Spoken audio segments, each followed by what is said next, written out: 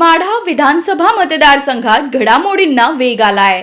माजी आमदार बबनदादा शिंदे यांचे पुत्र रणजित सिंह शिंदे हे भाजपच्या वाटेवर आहेत। या संदर्भातील स्पष्ट संकेत मिळत आहेत। सविस्तर बातमी पाहूयात। त्याआधी आपण जर आपल्या हक्काच्या राजनीती चॅनलला सबस्क्राइब केलं नसेल तर सबस्क्राइब करा, जेणेकरून आमचे अपडेट तुम्हाला लवकर मिळतील। माजी आमदार बबनदादा शिंदे यांचे पुत्र रणजित सिंह शिंदे यांनी माजी खासदार रणजित सिंह निंबाळकर यांच्यासोबत राज्याचे मुख्यमंत्री देवेंद्र फडणवीस यांची भेट घेतली आहे। या भेटीमुळे माढा तालुक्यात राजकीय चर्चांना उधाण आलं आहे। मागील आठवड्यात झालेल्या संवाद मेळाव्यानंतर शिंदे यांच्या भाजप प्रवेशाबाबत चर्चा रंगली होती, मात्र त्यावर शिंदे कुटुंबियांनी अधिकृतपणे काहीही वक्तव्य केलं नव्हतं।